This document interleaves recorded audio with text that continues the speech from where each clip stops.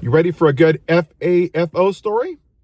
Wilson Jones stands in what used to be the heart of his family's lumber empire, the Mackeys Ferry Sawmill in North Carolina. But instead of the family roar of saws cutting through southern pine, there's only silence. I've grown all my life in the lumber business, the 60-something mill owner tells Bloomberg. His voice is heavy with emotion. And to hear nature at a sawmill, I think for any lumberman, it's not natural. I don't want to be overly dramatic, but in a way, it is unnerving as watching a loved one take their final breath. It's a goddamn business. Shut up. Jones is the fifth generation in his family to run a sawmill business and the first to close a sawmill. The culprit? Here it comes. Racism is expensive. President Donald Trump's Liberation Day. Tariffs announced April 2nd, 2025, which promised to bring manufacturing jobs roaring back to America. This is his quote. When I say Liberation Day, I cannot put enough snark and sarcasm in my voice because we weren't liberated. Liberation Day, it did at the time. It had damn near liberated me from our business. I voted for Trump all 3 times. Yep, I did.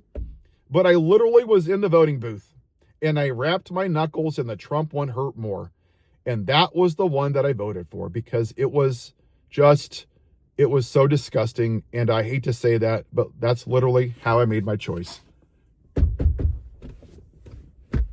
Racism is expensive, isn't it, sir? I'm curious, when you were in that booth and you were looking at the 2 presidential candidates and you said, you know what? I don't know who to choose. I have this rapist, this pedophile that raped 13-year-old Katie Johnson, who did horrible things to little girls at Epstein Island, who's a convicted felon, who cheats on his wife with the porn star while she's at home with her 3-year-old, who added $8 trillion to the debt, who calls women fat and piggy and ugly and calls our troops suckers and losers, who committed tax fraud, who sat there on his fat ass crapping his diaper for 3 hours while officers were being beaten. And then he said, well, here's the most qualified presidential candidate in the history of our country.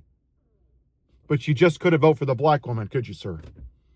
I am curious. There was one thing in this article that I didn't see. When you went to vote, did you wear your white hood? Or did you leave it at home, or was it at the cleaners? Were you going to a Klan rally after the meeting, or did you attend the Klan rally before the meeting? I'm just curious. You're what's wrong with this country, sir. Donald Trump is a symptom of people like you, a sickness of white supremacy. You're terrified of a white minority. And this is why we're here. And this guy would vote for Trump again if Harris was on the ticket. He would. He would rather burn this country to the ground than thrive under a black woman. This man was triggered by a black man in the White House and because he wasn't out in the fields picking their cotton and he didn't know how to handle it. So he went back to the plantation owner who rapes women and molests little girls. That's how racist these people are. I don't give a damn about your sawmill, sir. You want to talk about Jesus and God? Jesus would be disgusted by what you voted for. Maybe God took away your sawmill because you're a horrible human being to punish you for your misogyny and your racism. What if E. Jean Carroll was your mom and he had raped her? Would you vote for him?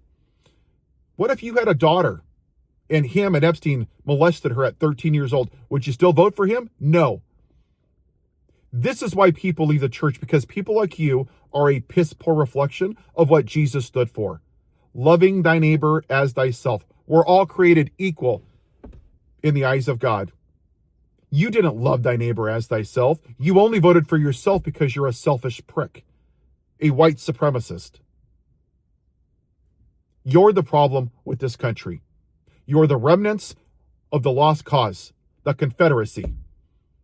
And you go around with your flags and your guns and God bless America because it makes you feel nationalistic. And he said, the brown people are ruining this country, the immigrants, and CRT and DEI. And you bought into it, sir, because you couldn't vote for the black woman. And you used the price of eggs and the price of gas as a reason to mask your racism. Do not cover your racism and call it patriotism, because it's not. But hey, have the day you voted for, sir.